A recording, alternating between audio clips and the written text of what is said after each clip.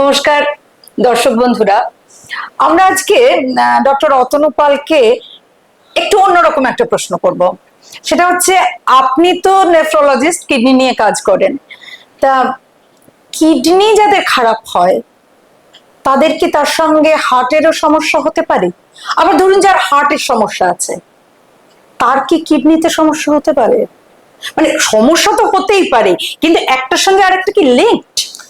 এটা এরকম দাঁড়ালো যে এক রামে রক্ষে নেই, সুগ্রীব দোষর। সুগ্রীব দোষর, হ্যাঁ। এবং ব্যাপারটা সত্যিই তাই। এখানে রাম আর সুগ্রীব গলায় গলায়, ধারণা পাল্টে গেছে।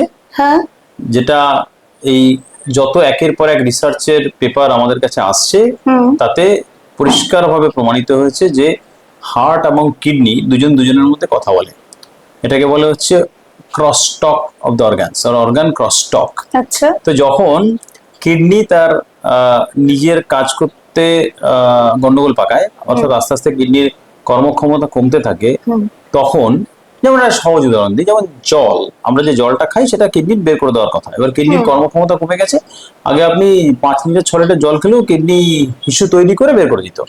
এবারে আপনি যেই 5 লিটার জল খেলেন, কিডনির হিসু তৈরি করার ক্ষমতা কমে গিয়ে হয়েছে সারাদিনে হয়তো 1 লিটার, তাহলে 4 লিটার জল জমে গেল।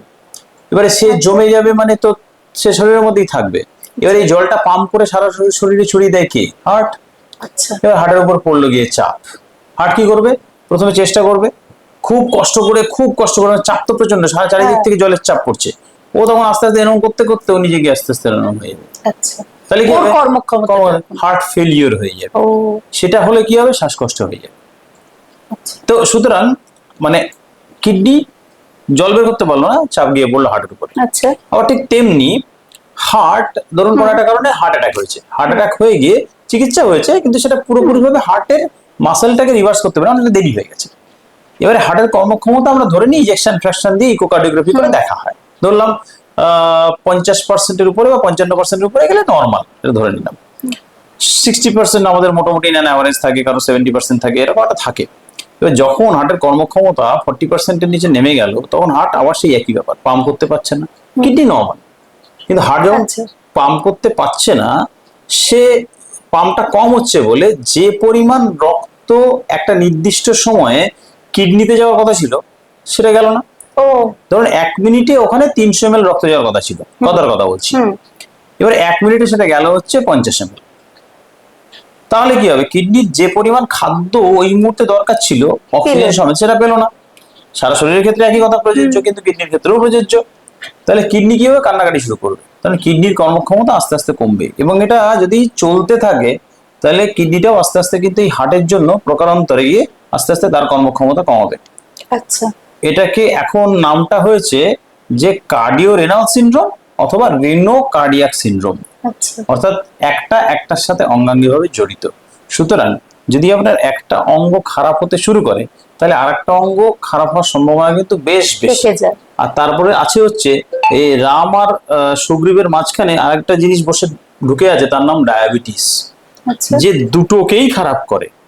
তো সুতরাং এইটা আমাদের এখন সব থেকে বড় সমস্যা, যে ডায়াবেটিস বা হাইপারটেনশনের মতো রোগ যারা দুটোকেই খারাপ করে, সেটা আবার একটা অঙ্গ খারাপ হলে আরেকটাকে খারাপ করে, আবার খারাপ হলে এটাকে খারাপ করে। তাহলে এইরা একের সাথে একে মিলে একটা এমন একটা জায়গা তৈরি করছে যে আস্তে আস্তে বিপদ যত দিন যাচ্ছে বাড়ছে। সুতরাং সবার আগে ডায়াবেটিস কন্ট্রোল, হাইপারটেনশন কন্ট্রোল মানে উচ্চ রক্তচাপ কন্ট্রোল, তার সাথে হার্টের রোগ বা কিডনির রোগকে নিয়ন্ত্রণ করাটা আমাদের কিন্তু দীর্ঘ সুস্থতাকে মানে একদম কনফার্ম করবে, নিশ্চিত করবে। তো সুতরাং এইটা আমাদের খুব গুরুত্বপূর্ণ যে ডাক্তারবাবুর কাছে পৌঁছে এই জটিল বিষয়টাকে আবিষ্কার করে কে কতটা কন্ট্রিবিউট করছে সেটা আইডেন্টিফাই করে দুজনকেই প্রোটেকশনের জন্য ওষুধপত্র দেওয়া। দিনকাল পাল্টেছে, এখন বেঁচে থাকার সম্ভাবনা বাড়ছে। দুম করে মরে যাওয়ার যে সম্ভাবনা ছাড়া যে অনেক দিন ধরে রোগে ভুগে মারা যাওয়া, সেটা কিন্তু এই হার্ট বা কিডনি এই দুটোর জন্য যেটা হয় সেটা কিন্তু প্রতিরোধ করার মতো পরিস্থিতি আমাদের আস্তে আস্তে এসে যাচ্ছে। একের পর এক ওষুধ আবিষ্কার হচ্ছে, কিন্তু সেটার সুযোগ নিতে গেলে আপনাকে কিন্তু সেই ডাক্তারবাবুদের কাছে পৌঁছতে হবে। অর্থাৎ আইদার হার্টের ডাক্তারবাবু অথবা কিডনির ডাক্তারবাবু, না পৌঁছলে কিন্তু দেরি হয়ে যাবে। আচ্ছা, তাহলে দর্শক বন্ধুরা আপনারা আশ্বস্ত হলেন যে ভয় নেই, আমরা এই রোগগুলোর থেকে মুক্তি পেতেই পারি, কিন্তু সময় মতো ডাক্তারের কাছে যেতে হবে। এবং এটা ঘটনা যে হার্ট আর কিডনি একে অন্যের সঙ্গে কথা বলে, তাই যখন মন খারাপ হয় ওদের দুজনের, তখন একসাথেই হয়। বা আর এই ভালো অবধি যখন আরো okay, থাকে তখন দুটোই তখন ভালো থাকে। দুজনেই ভালো থাকে। নমস্কার।